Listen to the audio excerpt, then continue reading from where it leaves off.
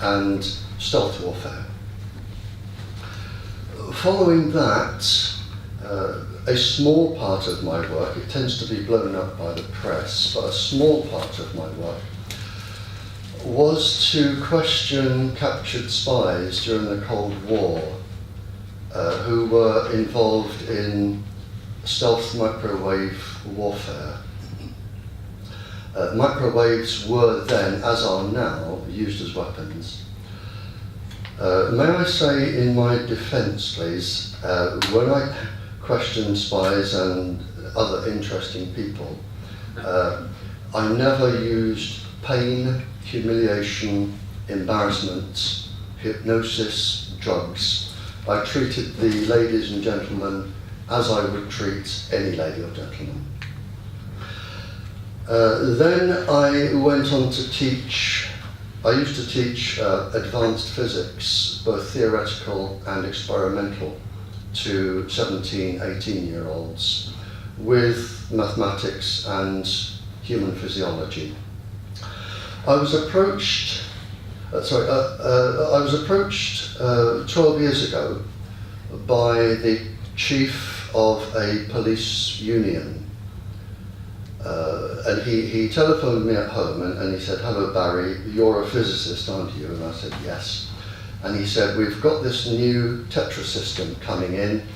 We can't understand a word of the simple explanatory document that we've been given to approve it.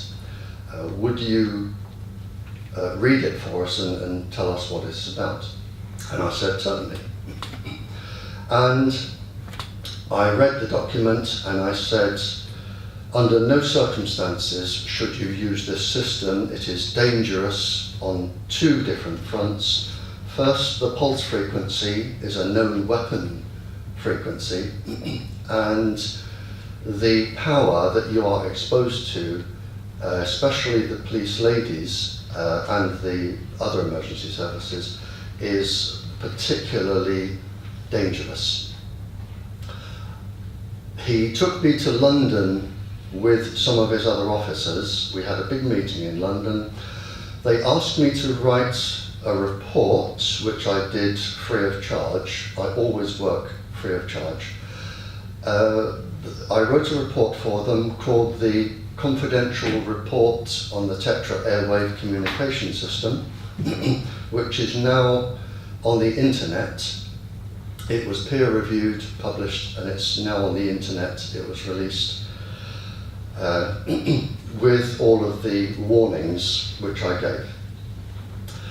7 years later, when a lot of the cancers had occurred, which I will come to later, I was approached by a different union, a much larger union, and they said, "Can we commission you to write a higher confidential report on an update on the TETRA communication system?" And I said, "With pleasure." I was ignored with the first report. The government overruled everything that the officers wanted, and I'll come to that in a second. And I wrote the second the higher confidential report. So that is just roughly a little bit of my background. Since then, I seem to be sometimes, I think, the only person in the world that somebody will ring up or write to or talk to concerning this sort of problem. I can receive up to 1,000 communications a week from all over the world to do with this. And whenever I visit a country, and I visit lots, whatever the topic, it always seems to come around in the end to somebody from the emergency services saying, "Can you explain this about the TETRA system?" So I'm going to explain this about the TETRA system now. The scientists here, and I know there are some incredibly prestigious and clever people here, if they will forgive me, I will not talk science.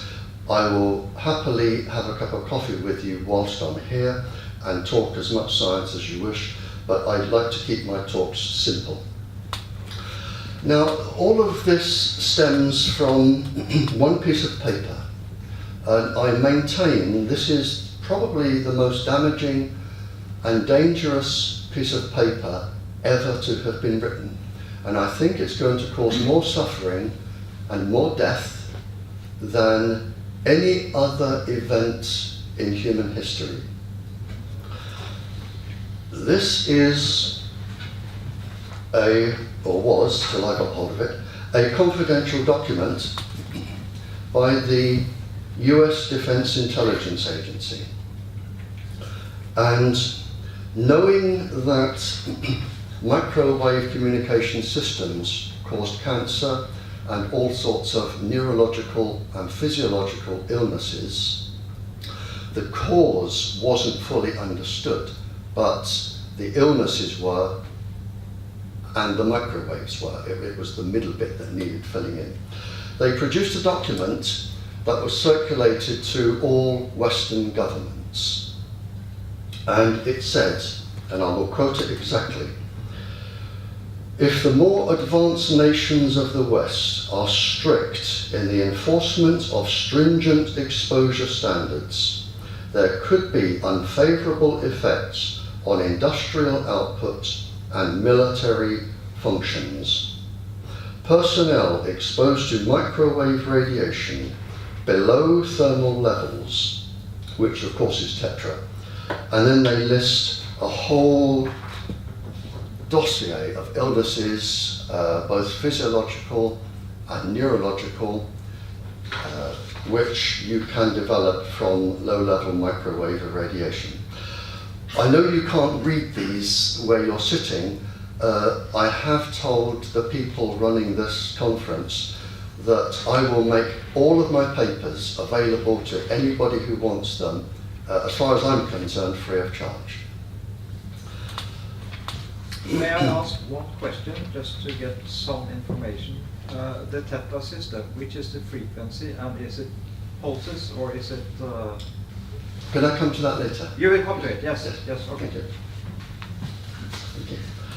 And one of the things at the end of this, it just says that if the blood-brain barrier is affected, and now scientifically there are experiments that show the blood-brain barrier, which isn't just around the brain, it's also around the thorax and the abdomen. If that leaks, it says, as a result, the individual could develop severe neuropathological symptoms, either die or become seriously impaired neurologically. Now, when that document came out, so I'm just really giving you just a bit of the basic history here. When the document came out, we then had two different types of safety level. We had the safety level where countries or scientists from countries observed the interaction of the microwaves with the cellular processes. In other words, seeing how all of the cellular processes, the signal transduction, cell potential, how everything was changed. So we had that level, and we had the level which was set by most of the Western governments and is still in force today and still is in force for TETRA, and that is 6 minutes of warming. Now the difference between the two, if we look at some of the countries who look at the interaction between the electric and the magnetic vector and the cellular processes, most of them are in single units. They start with 1 unit. I won't worry about what the units are. They start with 1 unit and they go up to around 10 units. With the TETRA system, it goes up to 10,000 units, although it has been increased recently. Now, to put this into perspective, if you went to a doctor, or 2 doctors, and one doctor said, you must not have any more than 10 of these tablets. And another doctor said, you can have 10,000 of these tablets. Somebody has to be wrong, clearly. So this is the difference between the thermal safety level and the non-thermal safety level.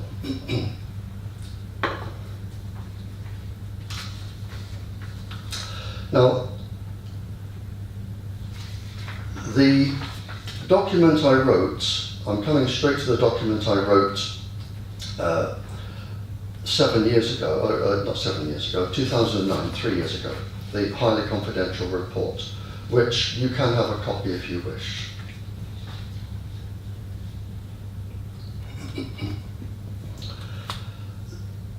The government, the English government, and you will notice I'm quoting here mostly English government scientists' work or other government scientists' work. I'm not quoting my own work.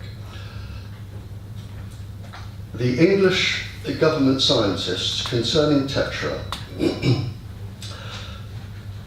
they wrote that they will not exclude a risk. TETRA is actually a medical trial. It is an experiment. Whether you were told that when you signed up along with the other 150 countries to take it, TETRA is a medical experiment which does not finish until 2018.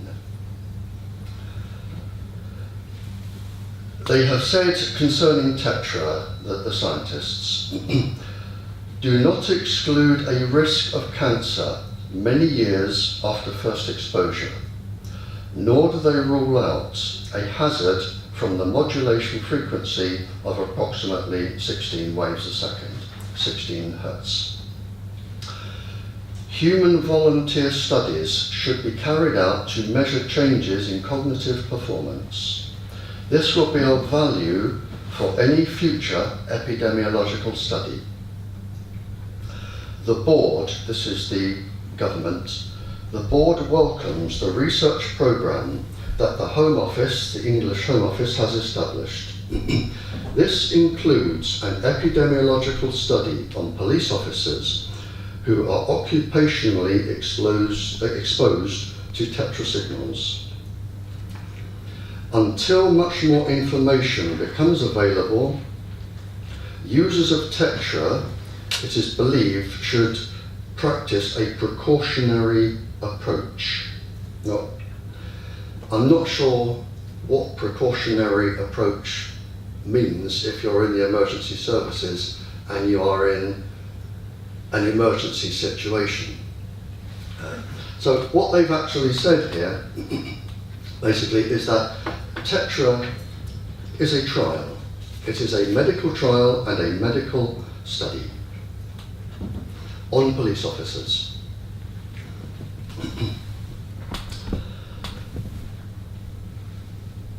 When a new chief took over the Police Federation, my report was dismissed as utter and total rubbish. My first report was dismissed as utter and total rubbish, and they denied that I existed. And I went to the meeting, the TETRA Airwave meeting, where the police unions met the new federation chairperson, a lady called Jan Barrie. And she came out and she said, her opening words were, "Nothing is going to stop TETRA." Those were her opening words. Nothing is going to stop TETRA. Some of the police officers raised questions already about ill health with their officers, both neurological ill health and physiological ill health. The Home Office doctor, Muriel Levy, she gave them an option, and her exact words were, "They use it or resign." That is it. So you are on a medical trial which they say can cause cancer and neurological disorder, and your choice is to either use it or resign. Now, there is a document which I referenced in my report, because I believe that saying to somebody, a professional person,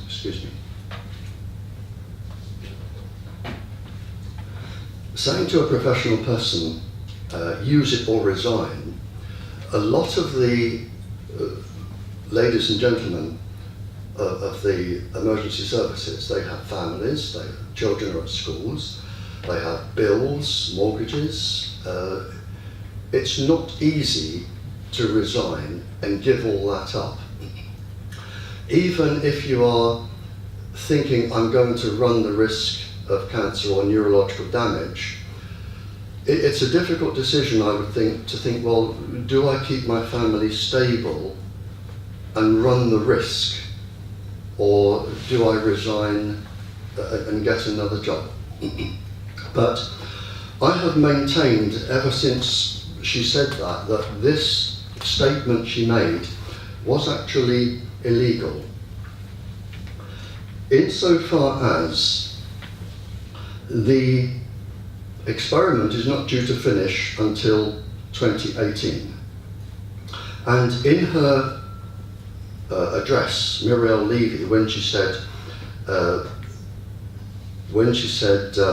they can resign, she also said, I don't believe, when officers put their hands up and said, you know, we have officers who are sick, she said, I don't believe they're sick. Neuropatterns which could lead to behavioural and character changes.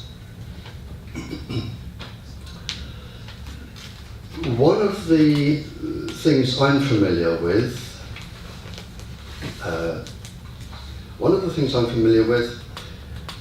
was when I was discussing in conversation with agents in the Cold War. It was known then, and I have a list here of probably 2, 4, 6, 8, 10, probably 15 different pulse frequencies which were used as stealth weapons. Microwaves were used as they are today as stealth weapons, because it is a perfect weapon. You don't know it's coming at you, you can't feel it until you start feeling ill. And a series of pulse frequencies were put in which would react with the circadian, cyclotronic rhythms, the body's natural rhythms, the natural brainwave frequencies. There are lots of different pulse frequencies you can put in. They're not sick enough to stop this trial. Now, I believe that is not legal because of this document here, which is the Nuremberg Code, a directive on any human experimentation. And the Nuremberg Code specifically says the voluntary consent of the human subject is absolutely essential. This means that the person involved should have legal capacity to give consent. Before acceptance, subjects there should be made known to him the nature, duration and purpose of the experiment, method and means by which it is to be conducted, hazards to be expected upon his health or person which may possibly come from his participation in the experiment. And you have the absolute right to say no. Now, I may be stupid, but I think one person standing up saying use it or resign does not give individual consent to 100,000 emergency service personnel.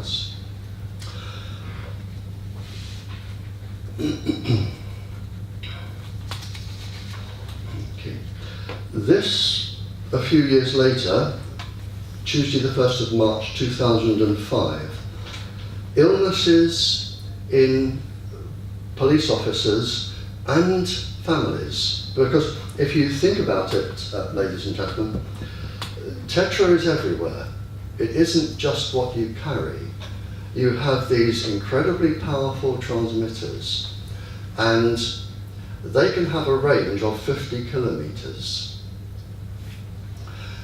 And usually around some fire stations, ambulance stations, police stations, you may have what we call married quarters, where you have housing for the people, or they live close, in which case they are getting quite a hefty dose day and night of the TETRA frequencies.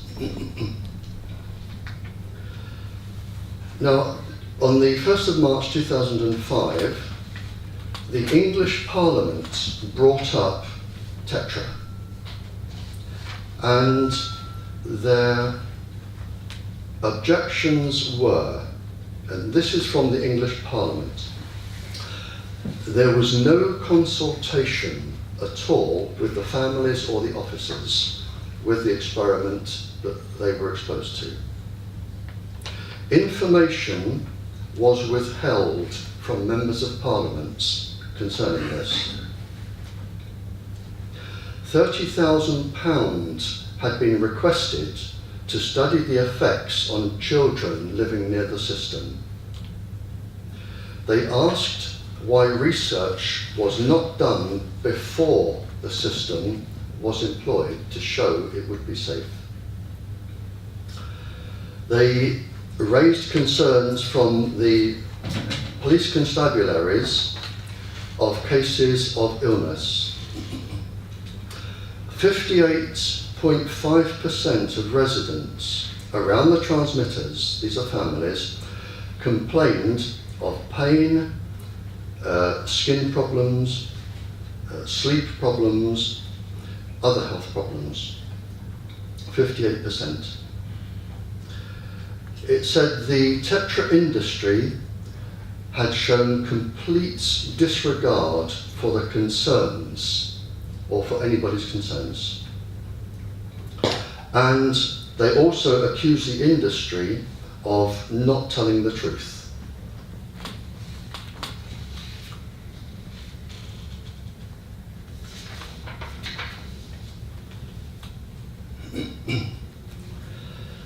One of the reasons why TETRA was actually forced out, it never went to tender. The European Union actually deemed the TETRA contract as illegal. TETRA was forced out, and the officers that I have had in absolute tears in my house, complaining of tumours and other illnesses, they all seem to tell the same story, is that when they take this up with the Police Federation or their chief officers, they are either victimised, threatened, told to go and see their own doctors and keep it confidential like any other matter. And I could not understand why an organisation like the Police Federation, representing the officers, highly paid to represent the officers, would not challenge this. And one of the answers may be, this is a document published on the 17th of April 2003. And it says that TETRA, all of the gubbins inside TETRA, is made by Motorola. And Motorola is an American firm. It also says that the encryption keys for any Motorola system must be handed to the US government, where they lock them in a safe.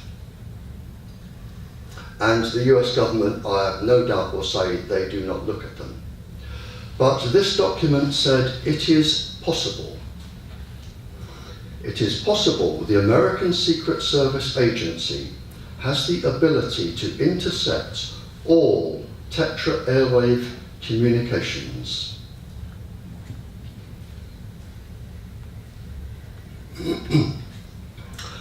I do know that I was invited to have dinner with a chief of police in Holland who was very worried about the Americans, because TETRA isn't just emergency services. There can be up to 50 different organizations in 150 countries using it. The secret services, the coast guards, the special operations people. And he said, I'll tell you one thing that really worries me, Barrie. He said, we have quite a drugs problem here. And he said, we can be 2 to 3 years studying and watching to make one big drugs boost, one big arrest. He said, now supposing you had somebody who had access to these codes in the United States, they can listen to every single thing we are saying all of the time. And he said, supposing you had an American person, high up, who is linked to organized crime. They only have to listen to this message, and this is theoretical, tip off the organized crime, and we have lost 2 to 3 years of very, very expensive work. And he said, that is my worry. Now, one of the problems with TETRA is its pulse frequency. Excuse me, is it possible to document on that fact you gave us just now? I've referenced it in my document here. Could you give it to us? Of course. Is it possible to do? Of course. Thank you. I'll contact you afterwards. I'll have to get it photocopied.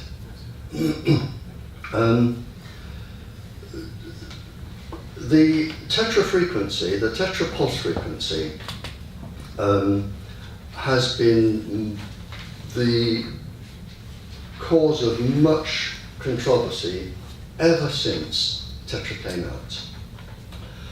Around 17 cycles a second. The Radiation Health Foundation wrote, which specifically targets the TETRA frequency of approximately 17.6 Hertz. It says it could cause harm to the health of the police officer, other citizens by causing irreversible brain damage by disturbing the calcium in the brain. It can affect memory, neural patterns, which could lead to behavioural and character changes. One of the things I'm familiar with,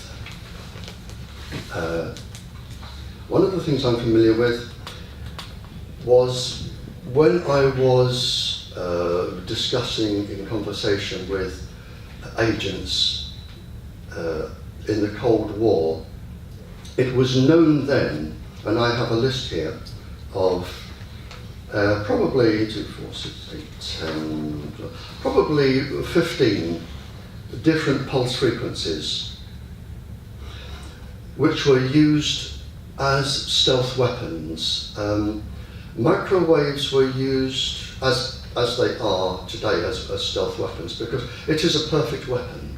You don't know it's coming at you, you can't feel it until you start feeling ill. And a series of pulse frequencies were put in which would react with the circadian cyclotronic rhythms, the body's natural rhythms, the natural brainwave frequencies. There are lots of different pulse frequencies you can put in.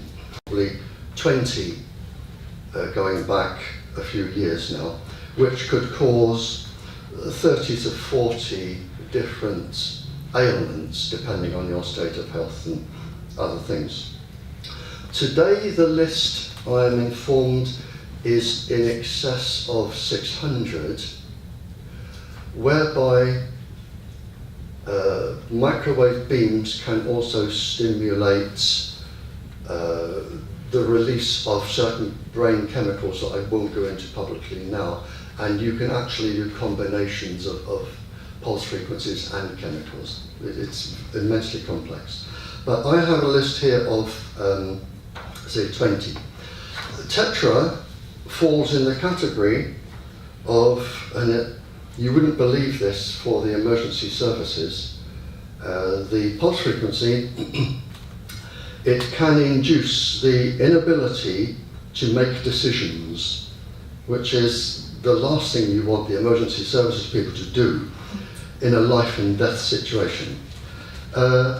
Sensory problems, that comes from the calcium efflux, which can affect all of the senses.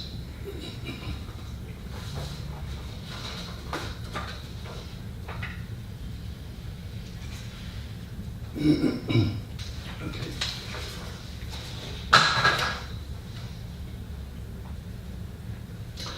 The problem of cancer, I will just say one thing here. At the time, the government's chief scientist, a Scottish gentleman, incredibly clever and incredibly admired. I've never heard anybody say anything bad about this gentleman. Sir William Stewart, the government's chief scientific officer. He's now retired. He found that the TETRA frequency can release calcium from brain tissue. And the experts here on brains will certainly know that the last thing you want is calcium efflux or extra calcium going into the brain. The Police Federation in 2008, the people I wrote the initial report for, and I said this was going to happen in 2001 when my paper had been peer-reviewed and published. In 2008, they made a statement which said that they now realised the system was potentially dangerous, but it was too late to do anything about it. This triggered the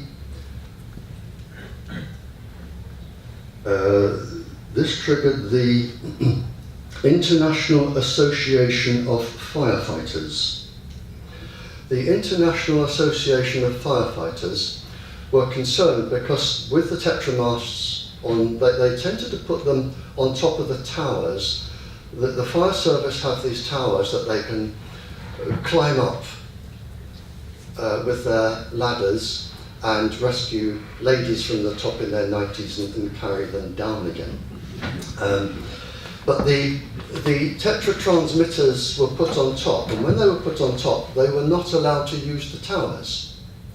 And the fire brigade, the International Fire Brigade, looked into this, and they decided to do their own thorough investigative study. Now, you can say what you like about all of the government scientists and everybody else, but I think the International Association of Firefighters, they are not stupid people. They are very matter of fact, we won't take any nonsense from anybody people. I wrote to them and offered my help, and they said, no thank you, we will do this on our own without help. Brilliant. And their conclusion, I think it was about 250 something pages, their report. Their conclusion was, many firefighters living with cell towers are paying a substantial price in terms of physical and mental health. That is their conclusion. Straightforward and simple. I was worried about the number of cancers. I can remember 2 Christmases ago in November, I had 5 lady police officers, all on separate occasions, crying in my front room with tumours of the neck and breast tumours. And I'm going to cover breast tumours in a talk tomorrow or Saturday, because it's a big topic and there's a lot of research I want to go into.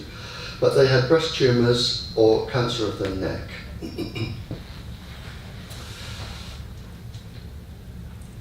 And they again told me the same story. One of them was a lady dog handler and her husband was a dog handler.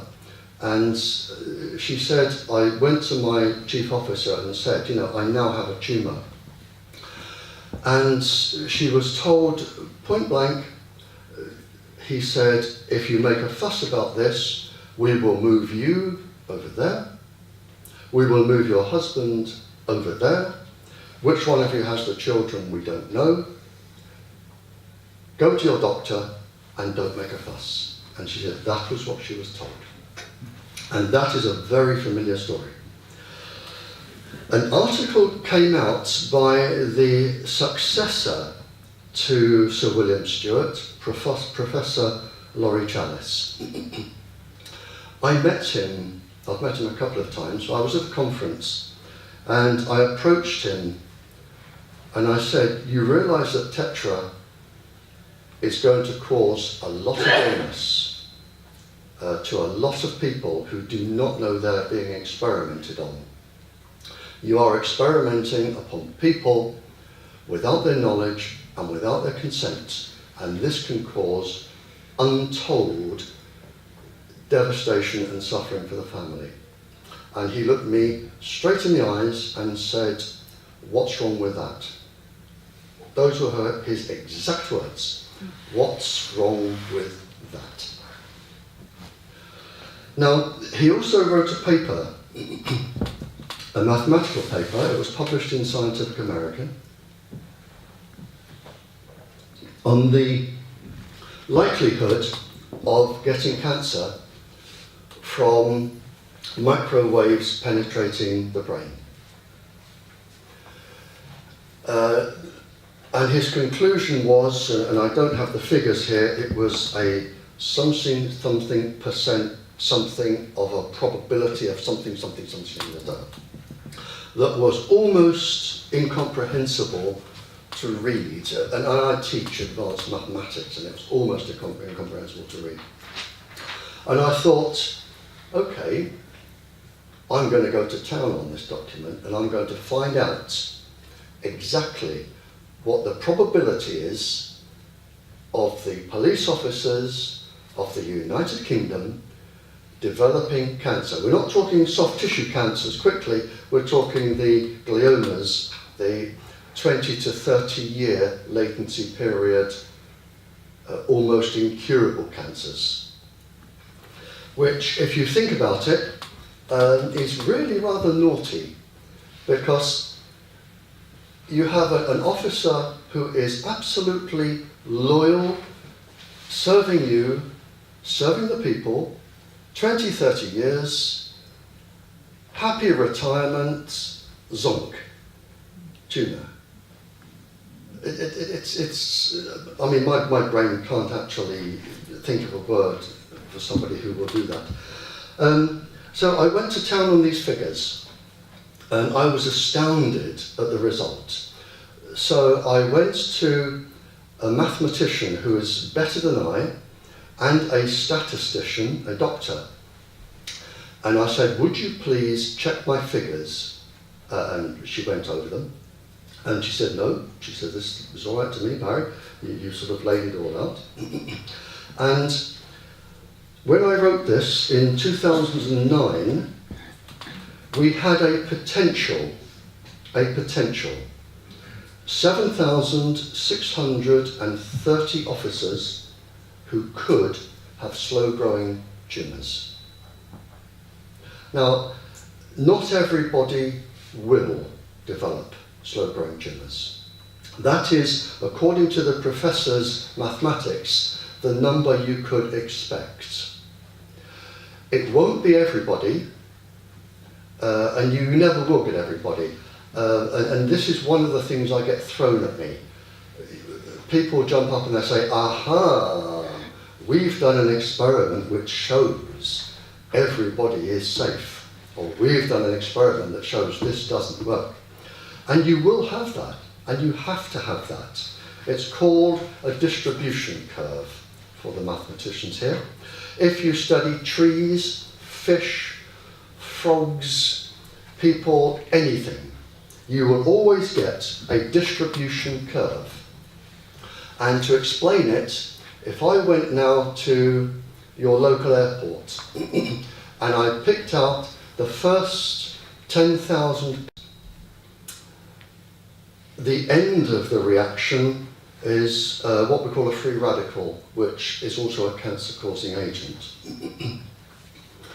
Neurobehavioral effects I've covered, nerve damage, and of course EEG disruption. Now I want to talk about women.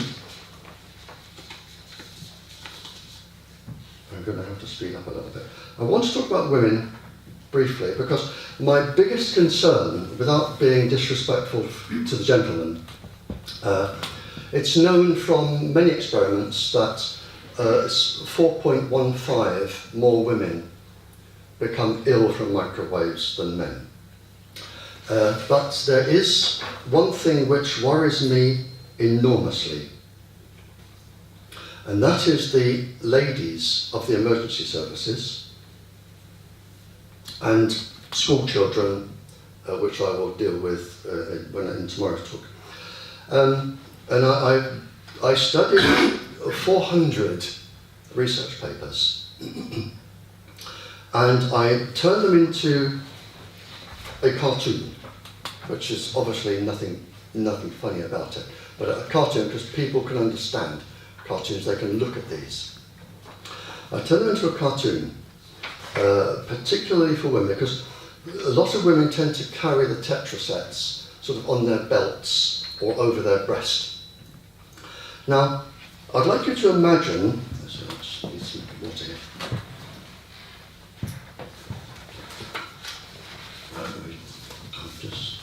we're doing okay for time. I'd like you to imagine that all of you are young 18-year-old police women, and you are carrying a TETRA set. Your ovaries, which have all of the eggs, which if you become pregnant will develop obviously into the embryo and the fetus. Your ovaries are being permanently, almost permanently, irradiated.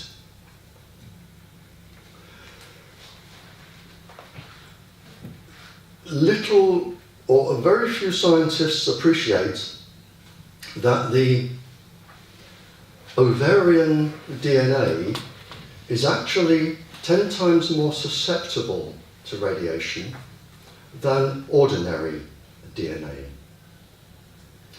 So you are walking around as a young lady for however many years having your ovaries irradiated.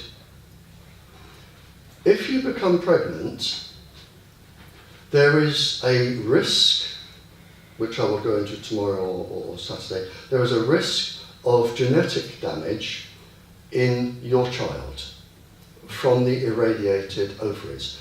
And this is the police women or emergency services women now. There is a risk of this. But that isn't the main risk. If you become pregnant, and you may not know you're pregnant for a month or so, if you become pregnant and the embryo inside you is a girl, this takes some following, the embryo inside you is a girl, the eggs that produced that embryo, as I have discussed, may already have been damaged. So you may have a genetically damaged child there.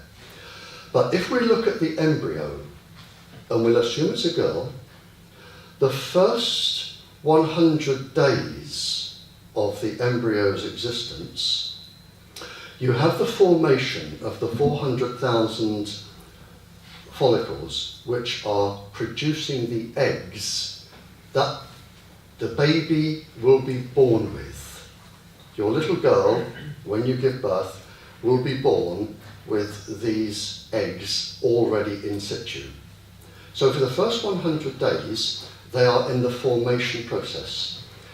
But they have no protein 53, no nuclear core complex, which are defense mechanisms which we have in and around ourselves to protect us from thunderstorms and electric storms. They have no defense mechanisms. So the eggs inside your little girl are most likely to be damaged. So, you're most kind, thank you so much. Should I put it up here? Or? Thank you. If you just put it down, I've got another one there. You're most kind, thank you so much. So the eggs inside your little girl may be very heavily irradiated and there is no defense mechanism. Now you have your child, your little girl, who may or may not have genetic damage. But the real damage, because microwaves will go straight through every cell in the body, it doesn't distinguish. The real damage will be when your little girl grows up, becomes pregnant, and those eggs are then going to produce a child.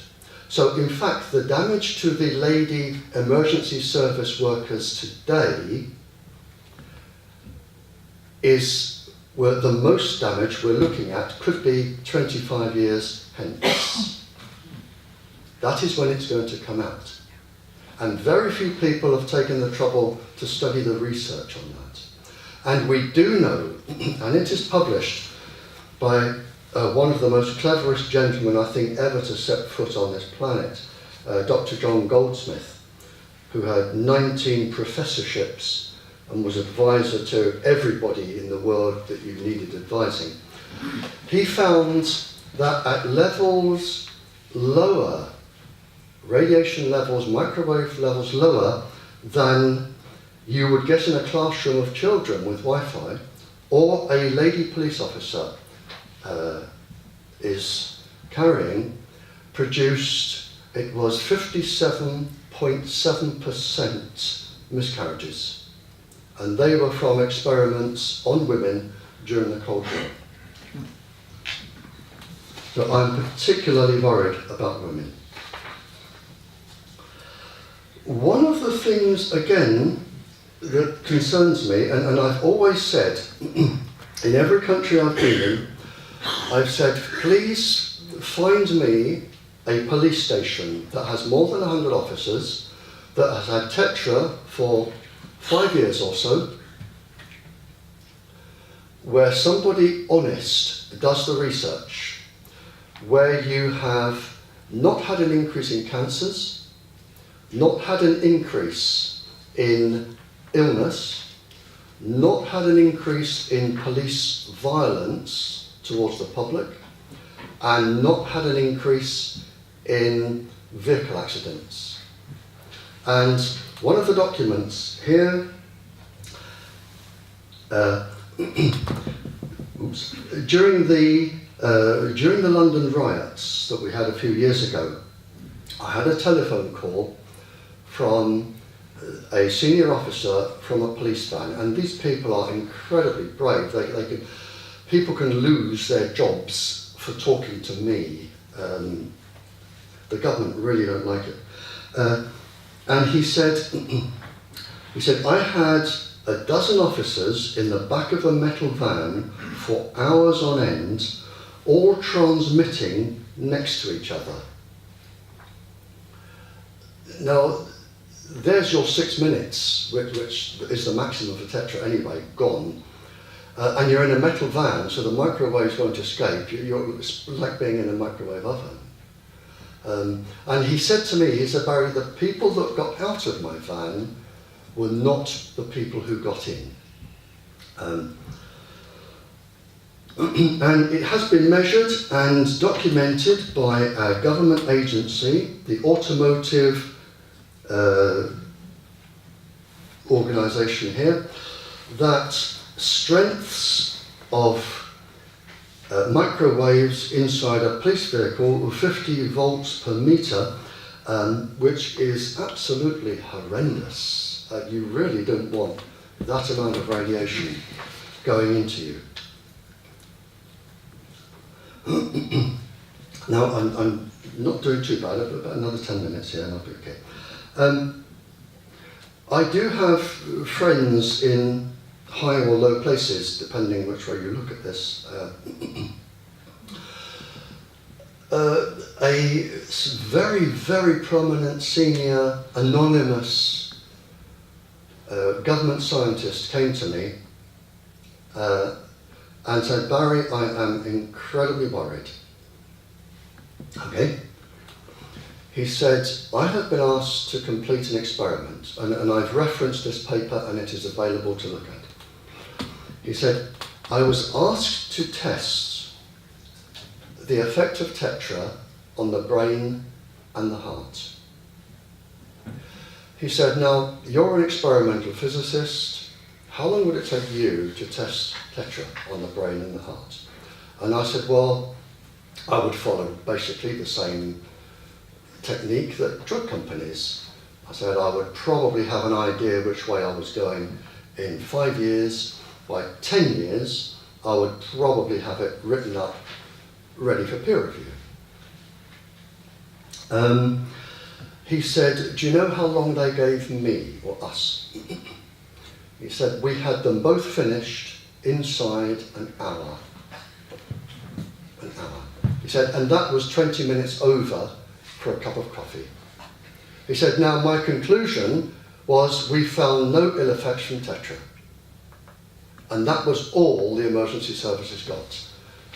Top government scientists, no ill effects from TETRA. He said, I can't expose this. He said, I have 2 children at college or university, another one going. I have a mortgage up to my heels. I have a wife that goes shopping almost every day. He said, you know, he said, I can't do anything about this. And I said, I can, give me the paper. And I produced it in this report.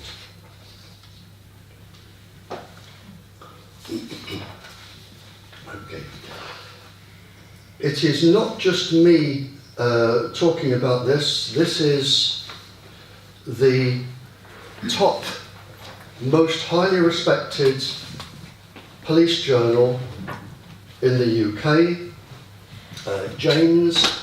They will not publish a word unless it has been checked and double checked and somebody else has checked it.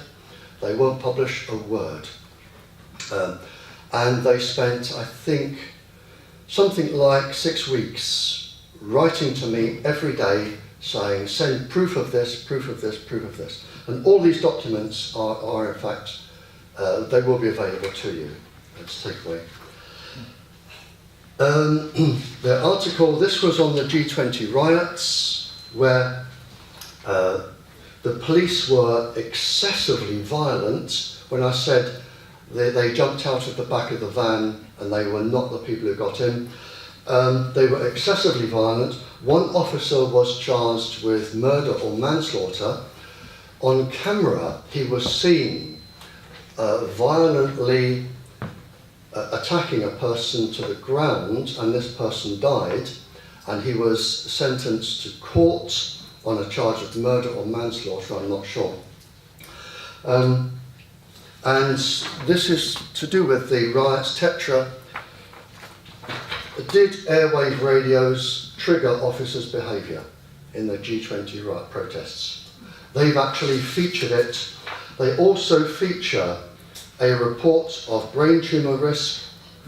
They actually say here the radio may face a withdrawal call, and they also do a page on their worry about women's health.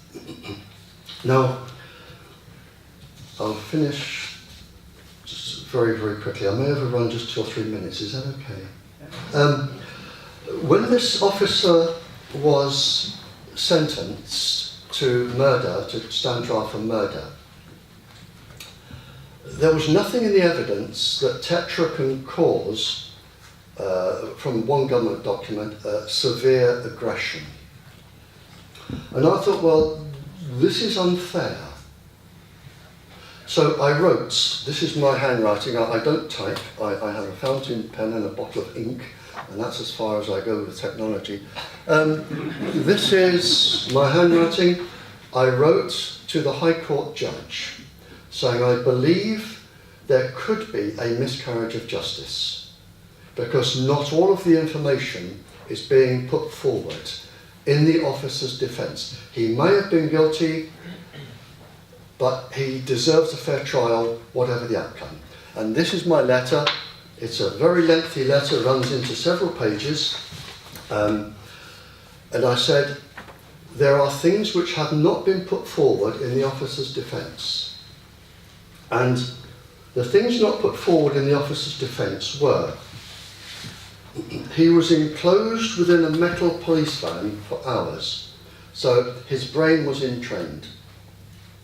He was close to 4 other officers, all transmitting. That ensures that you are well over the level, the safety level. He was wearing a metal-based helmet, so the microwaves had no escape. All they could do was oscillate around the skull. And he was using the system for more than 6 minutes. I had a letter from the officer's solicitor and said, send me your evidence. I sent it. I had another letter from the officer's solicitor saying, thank you very much. He checks the evidence. It obviously seemed okay. There was no problem. And he said, I'm forwarding it to counsel for trial. And then the most amazing thing happened, which the country is still trying to work out. And there are 2 explanations. The officer was found not guilty before TETRA could be introduced to the trial. Now, either he was not guilty and there was no need to bring it to the trial, and that is fine, and that is justice. Or TETRA was deliberately kept out of the trial. But he was found not guilty. And there is quite a lot going on at the moment to look into this. In one of the research papers, which I quoted in my letter to the judge, the government scientists do send out work to other universities who are very, very pleased to get the money to do research, and a university was asked to do research on TETRA. But when you get hold of these papers, they used a continuous wave, not a pulsed wave, which is where most of the trouble stems, and it was a short-term exposure. And their conclusion was that no ill effect was found from TETRA. Okay, there wouldn't be with a continuous wave for short-term exposure. But then in the back, they quote another research paper, which they are obliged to do. In the small print at the back, it says, from a previous experiment, in every group, some participants were significantly affected. This was in relation to an experiment where pulses were used, which is what, of course, you use. The cancers haven't stopped. Article here, 2 policemen using TETRA die from cancer. They are blaming the system, and a whole series of other illnesses still going on. I had a telephone call just 2 weeks ago from a police officer in one country, and he said, Barry, he said, we're getting a really strange phenomena here. Our officers carry the TETRA sets on their lapels, and they bend forward to speak in the lapels, and the antenna is of course level with the eye. And they said, we are getting officers, in the plural, I don't know how many, developing eye cancer. What can we do about it? And I said, well, it is known. It is known microwaves will cause eye cancer. It's been published. And if you think about it, microwaves go for moisture, and the eyes are, of course, very, very moist. And finally, ladies and gentlemen, I think I'm only a minute or two over, something which I'm very, very upset about. There are new TETRA gadgets coming out all of the time, with the gentleman's question, 380 to 400 megahertz. New TETRA gadgets coming on all of the time. This one, I cannot, for the life of me, I would give anything to see the research paper on this. It is known, there are research papers, which I may come into over the weekend, where microwaves have been shown to change bone density. They have also been shown to change the bone marrow structure, because the marrow structure in the long bones is particularly moist. And this particular adaptation is for, and it's for TETRA, again by Motorola, and it's to send signals in noisy conditions through officers' bones via an earpiece. So presumably and I haven't seen the paper on this, that the waves are going to go into the skull, vibrate the skull, which of course will actually react with other bones connected to the skull. You're going to send messages into the brain via physical vibrating bones. Now, that horrifies me, it absolutely horrifies me. When you look at the intricacies and what's going on, and I haven't seen the research paper, but I would love to see the research paper where they say, you know, no ill effect has been found, or this cannot possibly cause any damage. I'm particularly upset about this system because what upsets me is the fact that officers are being experimented upon, the fact that lady officers are going to possibly have genetically deformed children and their children, and we have sold this to in excess of 150 countries. And I wonder, I have no knowledge, I wonder whether the countries, like this country, whether you have been told this. This is nothing to do with me. What I've given you is the fire brigade research, the police unions research, the government research. There's nothing of mine here. Government scientists research. This is just government knowledge, which they all have, and I would like to think that they came to Norway and said, we want to sell you the TETRA system. Here are all the problems that we have. Hopefully you will discuss it with all of your members and you will buy the system. I would like to think that took place. Maybe it didn't, but this is what worries me, is that I am receiving messages from other countries with problems that they shouldn't have because they were foreseen. And there may even be immense legal claims and ramifications here. I don't know. But may I thank you for your courtesy.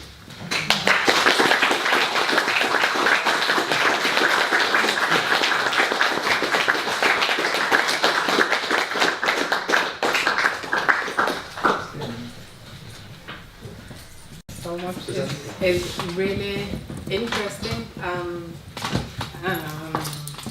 It's really scary to think about. It is scary. And I think it sometimes might be too difficult to sort of take it in because it's too scary and it can't be that evil. That's how I think about it. And but we have to face the world that is the other side of it. So thank you very much My pleasure. for coming My pleasure. here. And we'll now welcome also Kjell Fløkkøy. He's been studying this topic with trying to get into the information about the health problems with TETRA for the people using the equipment, and also the people that are exposed to this radiation in their houses. So I would like him to have a little comment on your presentation. Absolutely. First. Absolutely. So welcome up you. Up here. Oh, that's a bit. You have bad knees or something? A little comment on what you heard this presentation, and then it's open for questions from the audience. It would be hard to one that, well, thank you for the address, and also open the discussion to be on the floor with the rest of the gang. But I must humbly accept the invitation to this high level. Thank you. Well, this late hour poses some limits to our depth and extent of our discussion, I think. So, There's a mic, please. well, you don't hear me. You want me to repeat all the beautiful words I said? Thank you. Thank you. No.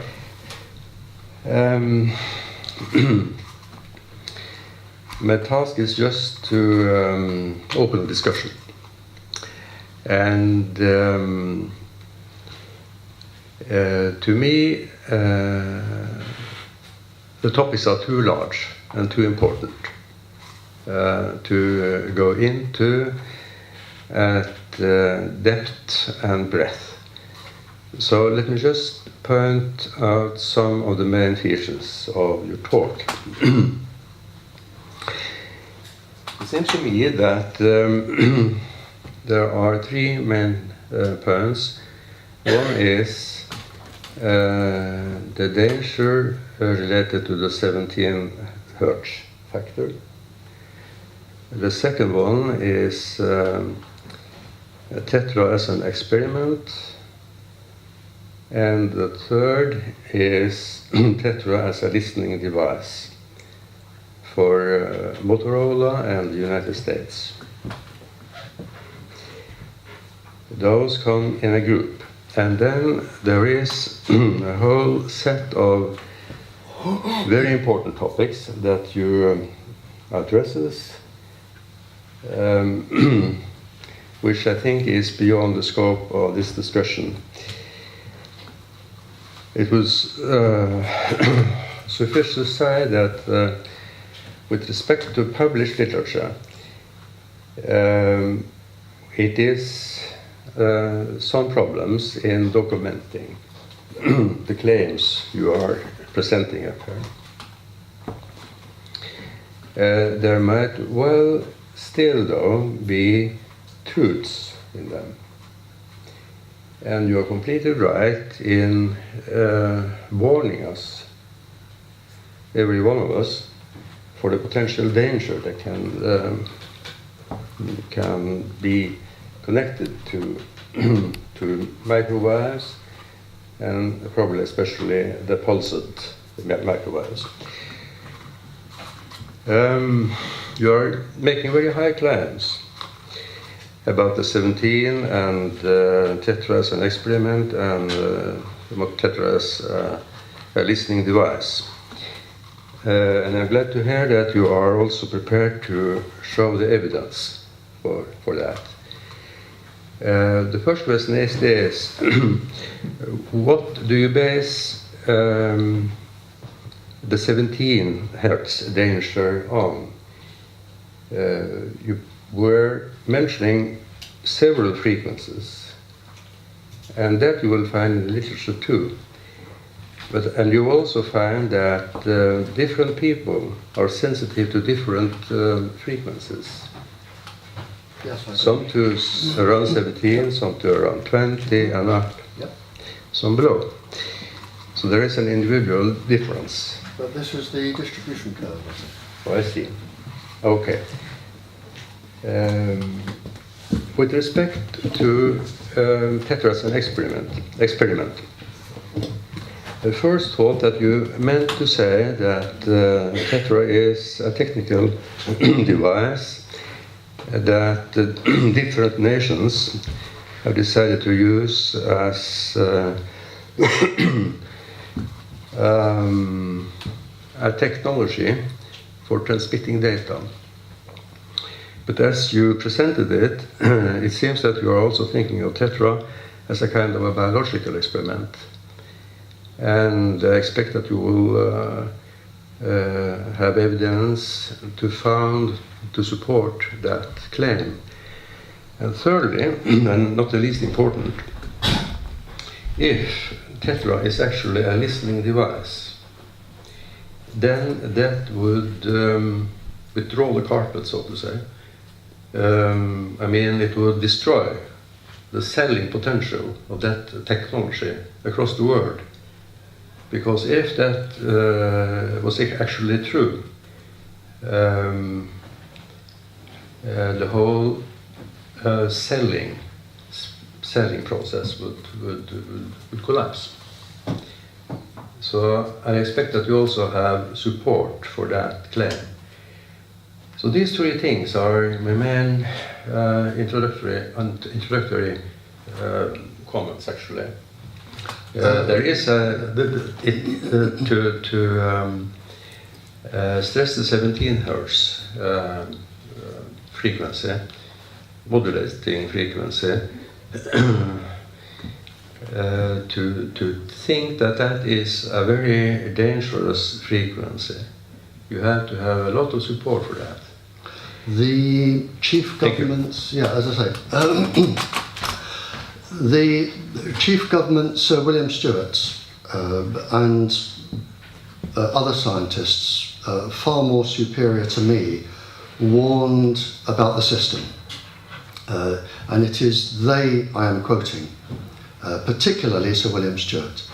The documentary evidence, everything I've said is actually in my higher confidential report, and the union which published it, they insisted on every single document which I referenced or which I used, and I've said basically what I've said this evening is that report.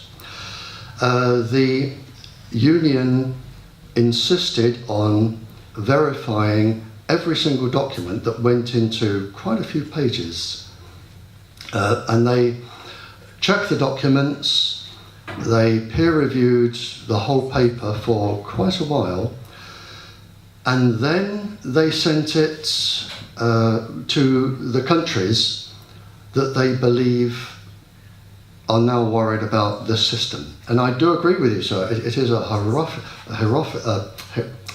horrific prognosis. And I would really love to believe I am wrong. I'd love to believe I'm wrong. But I'm quoting the top government scientists, the top laboratories, the fire brigades, International Fire Brigade Unit. I'm quoting people who are far more clever than I could ever wish to be. And I'm doing this because a chief officer came to me and said, would you represent us with TETRA? This was the initial officer, would you read this and represent us? And at the moment he hasn't said stop, and I'm still representing them. But as I said, every single thing I've said is documented. It is with the union, and I'm pretty sure that their solicitors would have gone over this with a fine-tooth comb. And I know it was cleared. I know it was sent out because I had a call from New Zealand where they're worried about it. But I'm only quoting sort of people of your stature, the professors, and I'm quoting the things that the ordinary officer would not have access to, and maybe would not understand.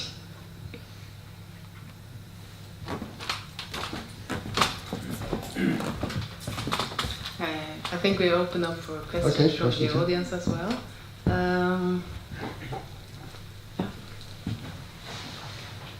So you mentioned the Nuremberg Code, but you did not mention that, I think it was 1997, the European Union arranged a meeting with European countries where research, forskning, is allowed without consent. They use the word research, and you can research the whole population without consent, which is extremely bad, and this is one of the things that probably has something to do with TETRA. Sorry, can I just mention there, the only thing I know with that, and I haven't read that, but I do know that in the Nuremberg Code, the only research that can be done without consent is if a doctor chooses to research on Section 5, his or herself. That may be done, and as far as I know it's only been done once.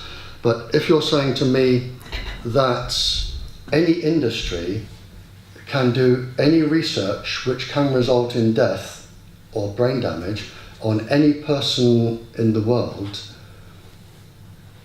the vocabulary was not the way you say it, but the vocabulary which I have read did say that research is allowed in European Union. Of course it is the whole world, I read it myself. Yeah, okay. But another thing, you said about TETRA that it can change behavior. Yes. To me that can be said that it is a mind control device just as well. Oh, the pulse frequency, it could be, yeah, absolutely, absolutely. But I'm still worried about this. Could you just explain for me, please? You can study people worldwide without consent. I mean, might that be studying people like if you walk into the cafeteria downstairs and you're counting how many people have milk in their coffee, or how many people are with other partners, or some sort of harmless study? No, or health studies. Okay, health study. Well, could it be the number of people that... So I will come to you, sir. No, I was going to answer as well. Would it be the number of people who catch cold at school or develop illnesses at school if they've not been inoculated? I'm finding it very, very hard to think that a law has been passed which can allow an industry to experiment on somebody where they say we cannot rule out the possibility of cancer or brain damage. You should try and read the whole thing. Okay. Sorry. Steve. So just one comment. If you could just find the document and tell us what it is. I just read it very, very. I used to work in clinical trials. I was running multi-center trials all across Europe and America at that time. Yeah, it And was in GCP, Strasbourg, GOT. 1997. Yeah, I was When doing it in European countries 1999. decided, I don't know if it's the Now you law must or find the whatever, document and get it clear. Because it's a very but important point. research is research, and you can do just about anything with research, which is Right. very, That was my very. job. Okay. The best would be don't make the discussion out to this document. It would be really great if we could have the reference to it and we can look into it because it can be an important document in this discussion. Stephen, you had another I had a question. whole bunch of questions, but I'll just get one in now. You said the TETRA is an experiment. Who's experimenting? What's the point of the experiment? It's an epidemiological experiment, as far as I can tell, to test the pulse frequency and the strength of the microwaves on young, fit service personnel. So, I thought you were using it as an analogy. It's as if it was an experiment, but you mean somebody is purposely putting in TETRA all over the place as a big. Oh yes, and that's not new. When I was in the forces in the 60s,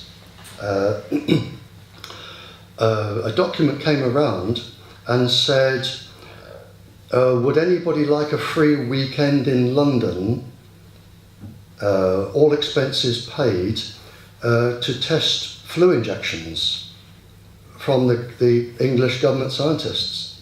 This was, I think, 61, 62. And 20,000 people volunteered. And it was only a few years ago, 50 years on, that they found they were nothing to do with flu injections. They were all sorts of biochemical devices, all sorts of concoctions that were dreamed up by Porton Down. And a lot of people died. And when it got to court a few years ago, the survivors were paid compensation. But then, I mean, in the 60s, they're willing to experiment on 20,000 young, fit service personnel just to see what these injections would do. Because they like service personnel, because your work routine it's known, your health is monitored, you're all roughly young and fit. They make ideal subjects for human experimentation, and I can assure you, sir, that isn't the only one. Over many countries, and I'll come to this, I think, on Saturday, over 500,000 people have been experimented on. And it's also a cheap weapon compared to other things that you may develop. You should kill your own police forces. They're the wrong people to kill. Exactly. I mean, it's crazy. You're shooting yourself in It's the foot. Okej, jag tror det var där inne, här nu. Yes, there is a big difference between experimenting on someone and doing research. In my I agree. opinion. I agree. Because if you expose someone to do something and gathering information is two different things. Very different. Okay.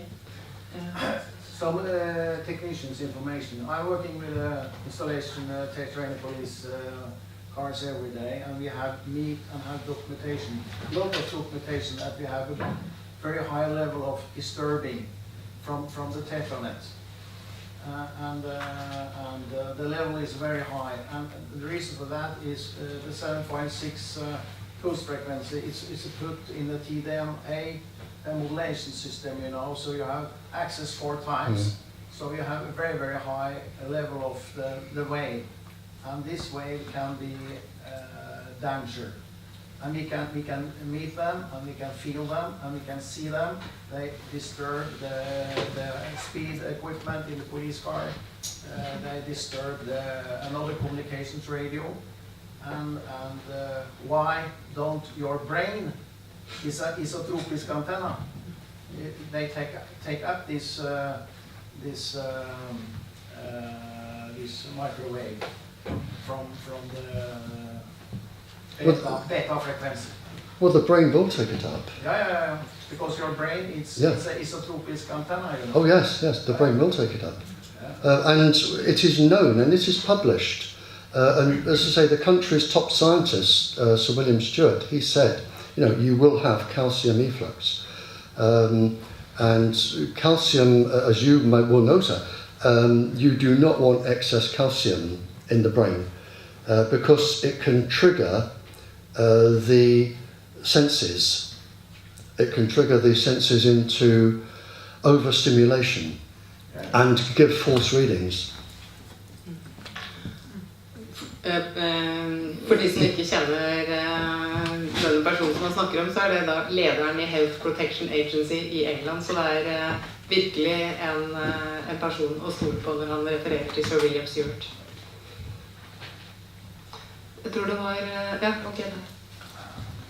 My name is Olaf Line. I'm leader of the firefighter union here in Oslo, and this is maybe a strange question, but my concern is I want an emergency net that works. Does it work as bad as in Oslo, in your country, in England? We have really big problems with the net working as well. The problem how can Motorola go around the world and sell things that doesn't work inside the building? You shouldn't be discussing healthcare. You should discuss the net that doesn't work. How do they do this? The simple answer is the officers haven't told me whether it works or not. I tend to get the telephone calls when it is too late and they've developed cancer, or they want to know if they can take some form of legal action, or they want to know why their union isn't defending them. I don't get the operational... It may be the best system in the world for all I know. I don't know, but... I also have another concern. I have my feet planted on the earth, and I think the strange thing is that the same things that the fire chiefs and the police chiefs in England says is now being said by fire chiefs in north of Norway. Getting the TETRA net in 2015. Yeah. They haven't seen it. They haven't been visiting us. And it's the same arguments going around. How could it be? Where is the money? Who is earning money on this? Well, I mean, to be honest, the people I have spoken to, and this is only the people I've spoken to, I'm not saying I'm right, I have read this, and I'm trying to think where I read it. I read that, I think it's in that document about the same document that where the keys are given to the American government.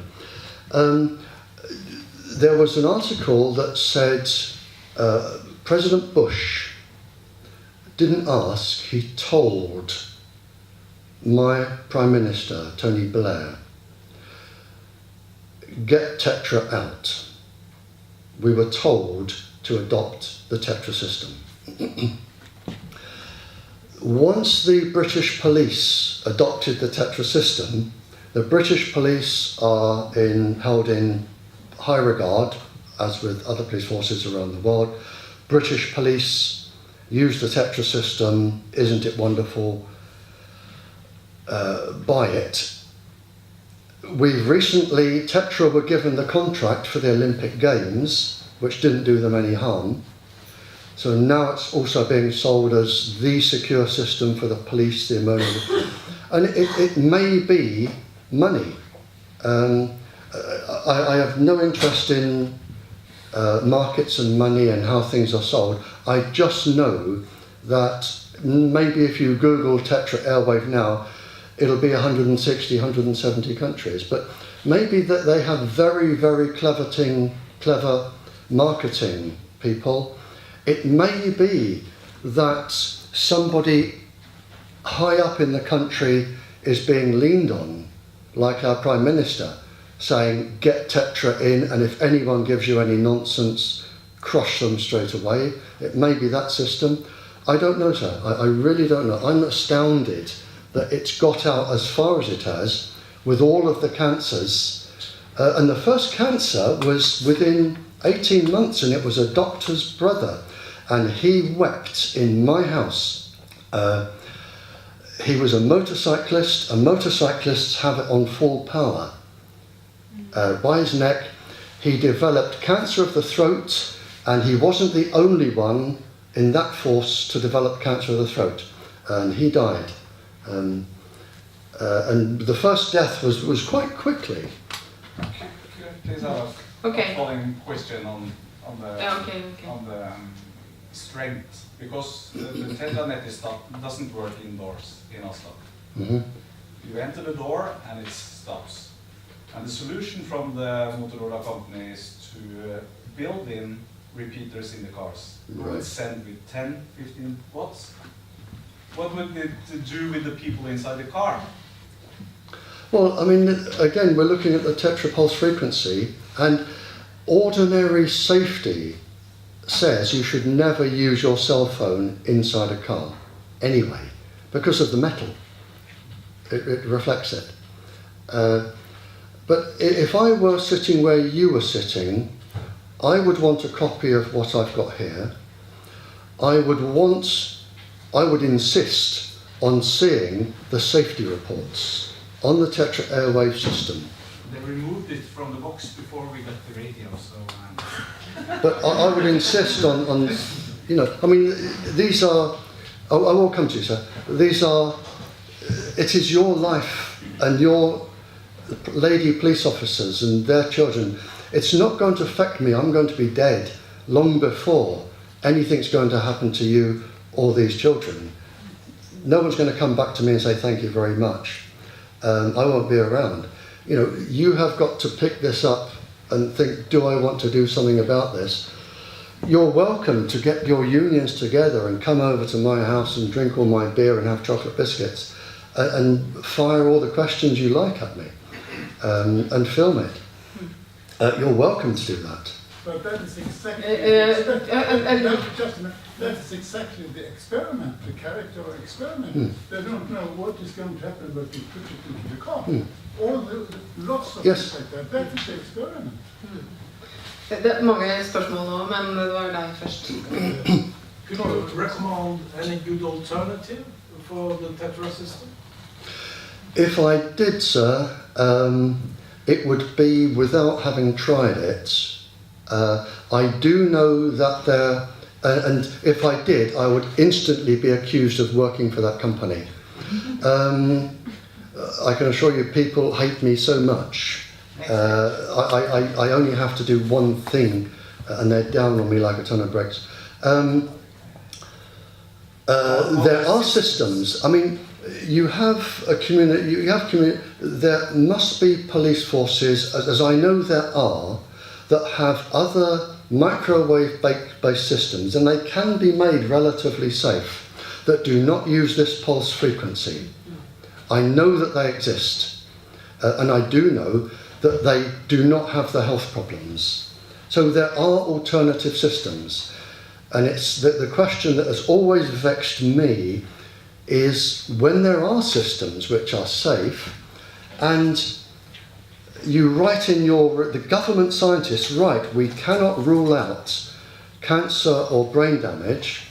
Why try? Why not just get a system you know is safe, you know works? A skeptic could say the Americans have the ability to listen to 150 countries, and they would quite like that, but I can't prove it, and as far as I know, all of the encryption codes are locked in safes. But there must be a reason behind it, and I'm certainly not clever enough to find what it is. But I cannot believe that they will do this experiment or trial or epidemiological study knowing already people have died and carrying it on with the risk to the policewomen. They're not stupid, these government scientists. They must know what they're doing, and there must be a reason. Okay, what are they? We have a lot of alternatives. For example, the Penrod from next stage in England. That doesn't matter. I can tell you, explain what is the problem here in Norway. As the guy from Union told everybody here, if you try to be bad on TETRA, somebody try to stop you and you will lose your job. I have one example when I'm working with. We get a job from the Police Association here in Norway to install and send a report from the TETRA installed in the police car.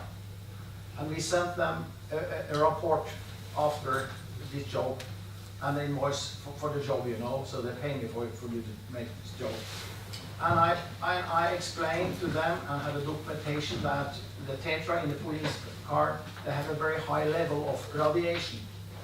I sent it to the Police Association. And after 2 weeks, this installation manual came from the Police Association, how you should install, take off the most important for the health. And say, we have get these instructions from the Motorola. So that's the problem. Yeah. That's the problem. And I said, why? From the supplier. And you are the user. I do know that I read an article, and it's either Switzerland or Sweden, somebody will correct me, that the chief of the police has also developed cancer, and he is blaming TETRA solely for his cancer. And I read that just a few days ago. Sweden or Switzerland. He's blaming TETRA for his cancer, and if he's got it, he cannot be the only one, and there must be others where it is slowly developing. There must be. Yes, sir. Okay, jag tror Per Aslak som också. There is a great misunderstanding here. That is thinking that this company care for the people who are going to use it. That's completely wrong. They are not caring. Just after the end of the World War II, you have the atomic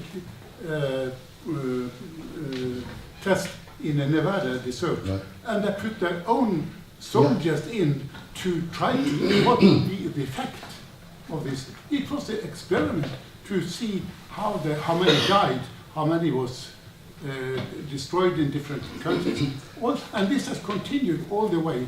In United States, if you go into a doctor's office, he can take tests of you, and that is completely, you can't stop that. Every doctor can treat a person, woman or man, whenever they want, and that is within the legal system that they are. This was up in the Congress, and the person who raised this question, it was Armstrong, who was a Congress member, and it was rejected by the Congress. So they stated that this is possible. Any doctor can make experiment on anybody who wants. So that is, and this is. You are right, sir. And I have been asked to talk about this, which will come into a little bit into my talk on Saturday, about government human experimentation, which are actually called black projects. I will be talking about that. I don't know if you're going to be there, sir, but I will be reading some government research on that on Saturday. Okay, time is. We allow for 3 more questions. That's Tove, and then Per Eirik, and then Rafael. And then we finish the debate. I'm not so good in English, but I try. You said that eye is very sensitive. This is not TETRA, but the same microwaves. I have for 6 years have a very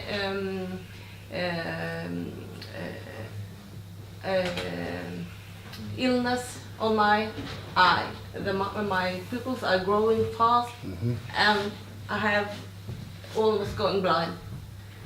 And I go and have medicines for 6 years, strong medicines, because I not lose my. And then one day I took away my mobiles and the cordless phone at home. It was something I must do. And from the day I moved this from my head, my eye was okay. Yeah, cordless phones, of course, transmit even when you put them down. They transmit day and night. Yeah. And if they're by your bed, it's incredibly dangerous because they're transmitting through your head all night. Yeah. But I will be discussing that when I discuss problems tomorrow and the next day. But the interesting thing in Norway is that this is your imagination. It's got nothing to do with the mobile phone. Yes, they said, I go to my doctor and said, this is real problem, and I am a proof that the mobile phone is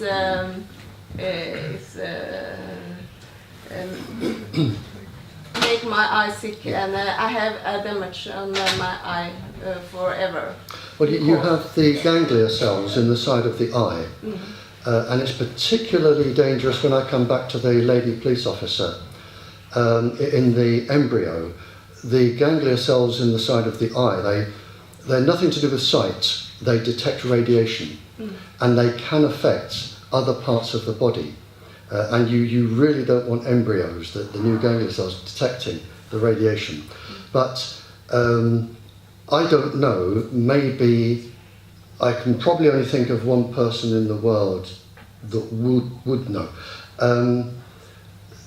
Whether they are still making your eyes go like that, I'm desperately trying to think of the lady's name, who's a fellow of the Royal Society, and if I can, I'll get the name to you. But there is a lady that has written a few papers on this, and it may be advantageous if you get a copy later on of my eye, the researchers who've looked into radiation in the eye. But you are correct, the eye is moist. It does have special cells that pick up radiation and react to radiation. And along with bone marrow, it's a part of the body which you really don't want to microwave. Yeah, I know. I know. I know. Okay, Per-Erik. Yes, thank you. I work for the Norwegian Post and Telecommunications Authority, and I have one comment and one question. First of all, I have to say I'm actually a bit shocked that you can suggest that the whole thing about TETRA is an experiment, and that somebody is really controlling this. I'm sorry, I don't understand it. This is I'm using their words. It Yes. is an epidemiological study. Yes, I don't have any further comments to that. This is something I don't understand. A specific question. We do a lot of measurements of different services around Norway. We measure GSM, mobile phones, and also TETRA base stations. Right. And you said something that makes me a bit puzzled. And Okay. you said that the TETRA transmitters have incredibly much power. They can, I would have to check my figures, but I know that some of the TETRA transmitters that we have in the UK, they have a range of up to 50 kilometres. Whereas the ordinary cell phone is, 5 kilometres, 2 to 5 kilometres, cell phone tower. Yeah, the reason I'm asking is Yep. because we have had FM radio around for, let's say, 60, 70 years. And what I call a powerful transmitter is either a radar with the megawatts, or you have an FM station about 80 kilowatts, 80,000 watts. As far as I know from TETRA, they are about 40 to 50 watts, the base station. And I'm just, that makes me... The big difference is that the FM antennas are on top of the mountains, while you put the TETRA antennas on top of the roof of the house. Yeah, I know, and that's the dangerous about saying that it has incredibly powerful transmitters, because they are not incredibly powerful compared to many other transmitters. Maximum 25 watts. Yes. Maximum. 25 watts. Now it's maximum. Yes. But in Norway you have rules for, in the test period we are now using it's 10. They tested for 10, but they explain that you have to put more sites. Total sites in Norway it's approximately 2,000. But the the experience they have now, maybe you have to double it Okay. because of the But to top-notch. reach 50 kilometers with a pulse signal and all of the side lobes and things, it's quite a lot of power. Well, my point was Yeah. just to point out, I don't like when we use words that are not Okay, okay. But it depends where you have the Yeah. power. It depends on if it's kilometers away from people or the neighbor, because 25 watts is it's a high value Yeah. When, because I mean, close to the people, whilst you have an antenna on the top of the mountain kilometers away. But one question, please. Is that average or is it peak you are talking about? there are 13, as a gentleman will know, there are 13 different mathematical ways of calculating. You can have peak to peak, time average, you can, I know that. there are but- 13 different ways. But when he mentioned radars here, Yeah. then you're always talking about peak, and that is Yeah. the worst thing, in fact. But the average would be much less. But there is research that shows that people near radar stations are sick, and also FM radio. A big study was carried out by Dr. Debbie Eklund in the UK around 3 of the ordinary FM radio transmitters, and they found a link between distance from transmitter and cancers and illnesses as you get nearer. The research has been done. They may be further away and on hills, but they can still cause the same illnesses. But it But, was I'm sorry, much can I just more come back? difficult Yes. to see it was much more difficult to understand the connection with the FM antenna kilometers away and the illness. If I can just come back to the gentleman where you're talking 25 watts. We know that 1 microwatt can cause illness. 1 millionth of 1 watt can cause illness. And you're going to 25 watts. Now, again, and I'll accept I'm wrong if I'm saying the word more powerful, but to me, when 1 microwatt, and we're only looking, I'm trying to think what my brain's going, what the Bioinitiative report is. I think it's indoors, I think is it 2 microwatts? But when you're going up to 25 watts, to me, that is quite a lot of power for a person to be having if your bedroom window is sort of 500 meters from the transmitter. That's all.